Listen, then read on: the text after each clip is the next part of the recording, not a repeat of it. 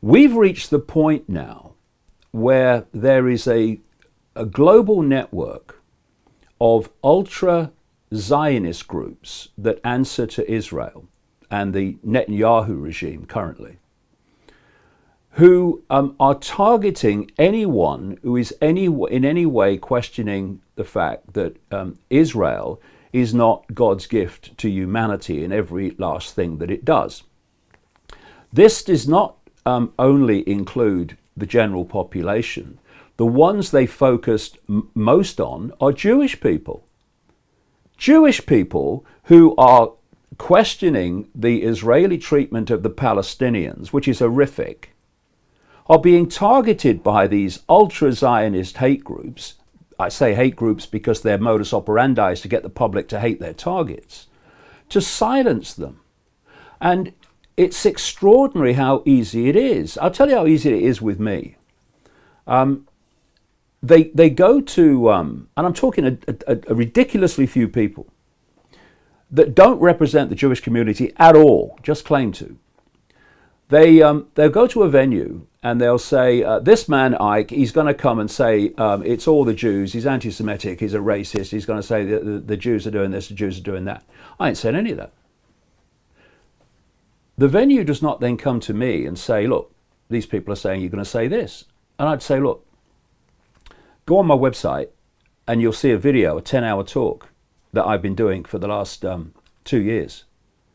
Show me where there's any anti-Semitism or racism in it. Quite the opposite, because what I'm saying is, ironically, we need to put down these irrelevant manufactured fault lines of race and religion and culture and color that divide us and realize that we're actually all one consciousness having different experiences, and that we've got caught in the illusion that the experiences of who we are when we are that consciousness that's having the experiences.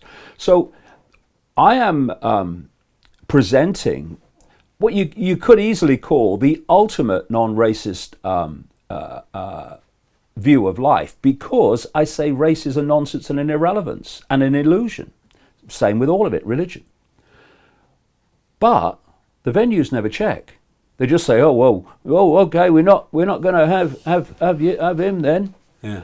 Saying that, even though he's not going to say it, and they cancel the event. Now, when a venue says to these people who orchestrate emails and letters, all orchestrated, same few people every time, the venue says, "No, hold on, freedom of speech, mate.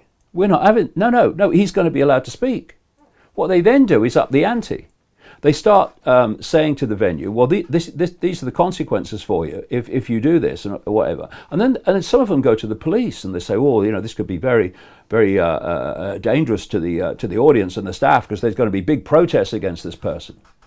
And the police in Leicestershire, one of them, the guy that handled it, was a counter-terrorist officer. Right? You're laughing. So did I. Mm. So I went to meet this guy. They go to the venue, right?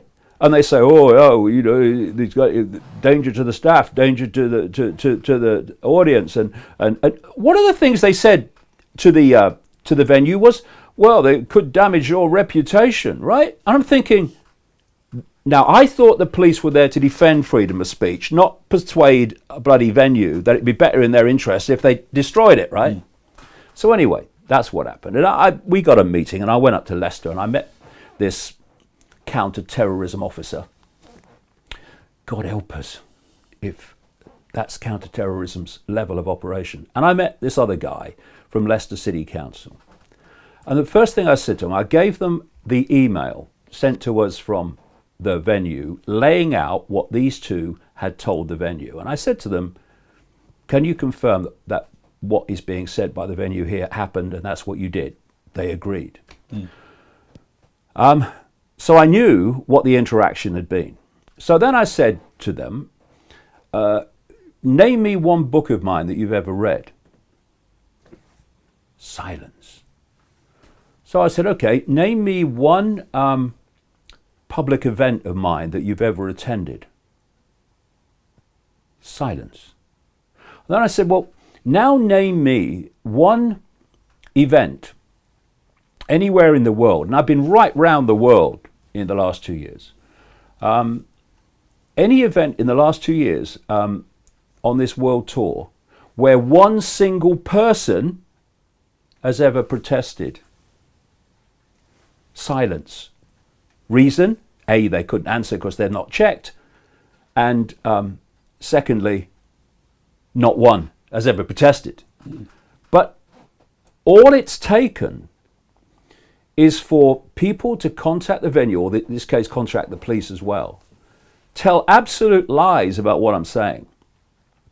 And they destroy freedom of speech and someone's A, ability to speak in public, and B, the people to take the choice to listen. That was a sold out event in Leicester, my hometown. And then what these ultra-Zionist hate groups do is they then contact the media when a venue cancels because of them, and they say the event's been cancelled because the venue realised he's a Holocaust denier and an anti-Semite. Of course, the media then repeat that, and you see a headline like Holocaust denier David Icke's event cancelled. And when this has appeared on these mainstream news sites on the internet, I've contacted them, every single one. I don't usually, but in this case you have to. And I've said, before I call my lawyers, would you please send me the evidence you have to support that headline? In every single case, bar none, they take it down in minutes, because they have none. All they've done is repeated what these ultra-Zionist hate groups have said.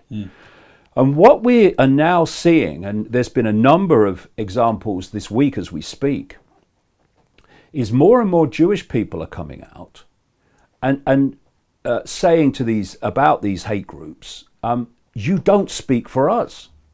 There's one guy on the internet, a story that was broke today, a Jewish man who did a video on YouTube, basically saying to these ultra-Zionist hate groups, I'm Jewish and you don't speak for me. In fact, you're causing anti-Semitism by what you're doing. He had his video deleted, right? So when you've got Jewish people speaking out against Israel and the Israeli government, that's really bad, because it's very hard to paint them as racist against Jews when they are Jews. So they are targeted even more fiercely by these ultra-Zionist hate groups than people who aren't Jewish. And their freedom of speech is disappearing. And what we need to do is come together, all of us who are being blatantly defamed and misrepresented by these groups. And they are very few in number, but very well funded. And